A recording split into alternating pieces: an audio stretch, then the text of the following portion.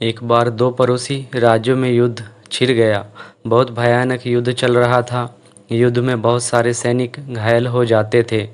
दोनों राज्यों की सेना में ऐसे कर्मचारी भर्ती किए गए थे जिनका काम था युद्ध स्थल पर जाकर अपनी अपनी सेना के घायल सैनिकों की मरहम पट्टी करना और उन्हें पानी पिलाना।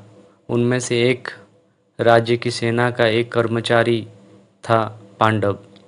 युद्ध स्थल पर जाता और घायल सैनिकों को पानी पिलाता और उनके मरहम पट्टी करता।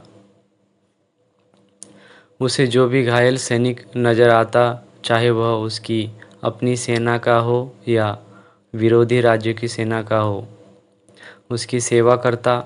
इस बात पर कुछ सैनिकों ने राजा को शिकायत की कि पांडव विरोधी राज्य के घायल सैनिकों को भी मरहम पट्टी करता है और उन्हें पानी पिलाता है। राजा ने उसे तुरंत बुलाया और उससे पूछा,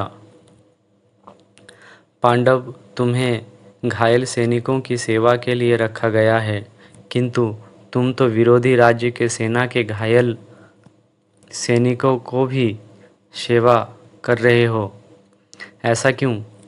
पांडव बोला, महाराज, मेरा कर्म है कि मैं घायल सैनिकों की सेवा करूं। मैं जब युद्ध स्थल पर जाता हूं तो मुझे सिर्फ दर्द से कहराते घायल मानव नज़र आते हैं। मुझे उसमें अपना या विरोधी नज़र नहीं आता।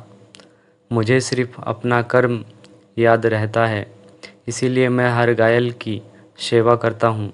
पांडव की बात सुनकर राजा ने उसे गले से लगा लिया और कहा, पांडव, तुम सच्चे सेवक हो। कथा का सार यह है कि सेवा अपने या पराये को देखकर नहीं की जाती।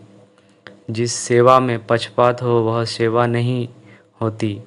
संपूर्ण मानव जाति की एक दृष्टि से सेवा ही सच्ची सेवा है। वह सहज, दयावश और मानवता के नाते की जानी चाहिए।